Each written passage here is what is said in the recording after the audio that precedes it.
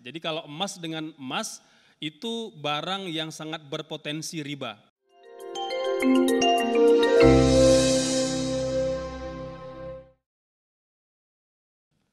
Riba adalah di antara satu dari sekian banyak transaksi yang diharamkan dalam agama kita. Riba itu secara umum terbagi dua jenis, ya, terbagi dua jenis. Jenis yang pertama itu disebut sebagai riba hutang piutang. Ya. Riba hutang piutang ini itu ada dua praktek yang pernah terjadi pada masa Rasul Shallallahu Alaihi Wasallam dan boleh jadi berlanjut sampai hari ini. Yang pertama ada riba qard, riba pinjaman. Ini biasanya terjadi dengan kita meminjam uang kepada seseorang, kemudian orang tersebut mensyaratkan tambahan dari pokok pinjaman yang kita lakukan. Ini riba qard. Yang kedua ada riba jahiliyah. Ini adalah di mana orang yang meminjamkan itu memberikan syarat apabila terjadi keterlambatan wan prestasi dalam membayar sebuah hutang, maka konsekuensinya yang meminjam uang harus membayar pokok pinjaman beserta bunganya. Nah, ini secara umum hampir mirip dengan riba qard. Ya.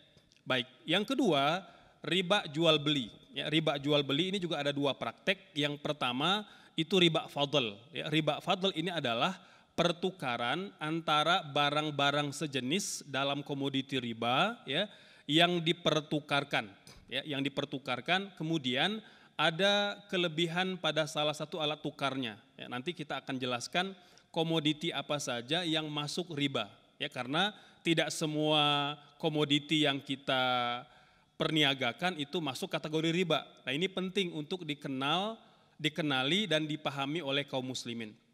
Yang kedua, ada yang disebut sebagai riba nasi'ah. Riba nasi'ah adalah penangguhan penyerahan atau penerimaan jenis barang ribawi dengan jenis barang ribawi lainnya. Jadi ada penangguhan waktu, ya. Nanti kita akan jelaskan satu persatu bentuk transaksinya seperti apa. Baik, dalam hadis yang sahih Nabi bersabda bahwa komoditi riba itu paling tidak ada pada 6 jenis barang. Ya.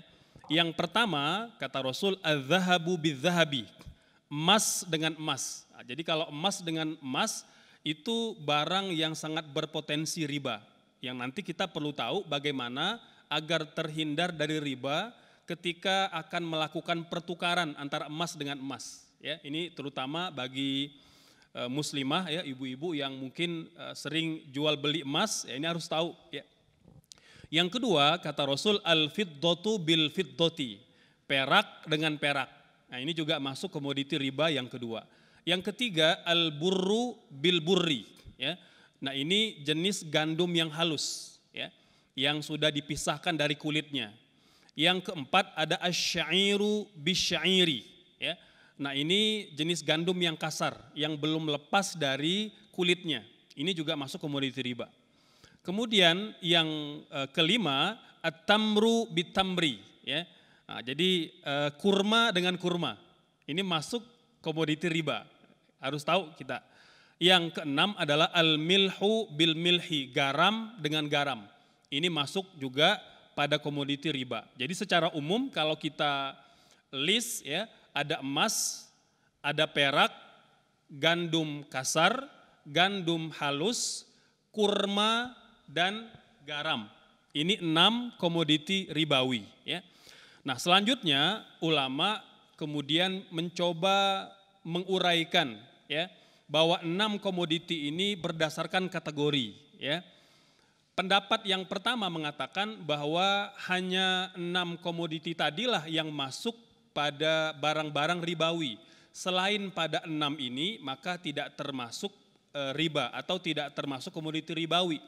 Pendapat yang kedua mengatakan bahwa tidak semata-mata pada 6, kalau ada 6 komoditi yang Nabi sebutkan, tetapi juga termasuk pada komoditi yang punya kesamaan kategori, ya. Nah, secara umum kata para ulama ada 3 kategori yang meletakkan ke-6 komoditi tadi pada masing-masing jenis, ya.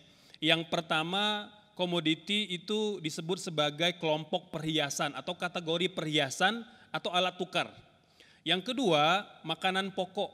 Yang ketiga, makanan tambahan yang diperlukan.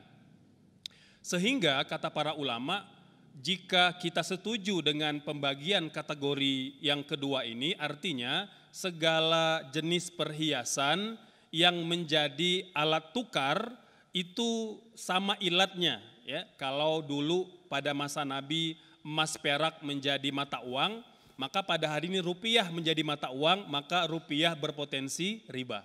Gitu, ya. Yang kedua, makanan pokok. Pada masa Rasul makanan pokok adalah gandum. Pada masa sekarang kita Indonesia biasanya memakan beras, ya, nasi, ya, atau mungkin di sebagian provinsi makan jagung atau sagu. Ya. Secara umum, maka kalau kita setuju dengan pembagian bahwa riba itu kategorinya yang kedua adalah makanan pokok, maka beras berpotensi riba. Ya, makanan pokok dimanapun dia berpotensi riba. Kalau di Eropa mungkin roti, maka roti berpotensi riba. Yang ketiga, makanan tambahan, garam.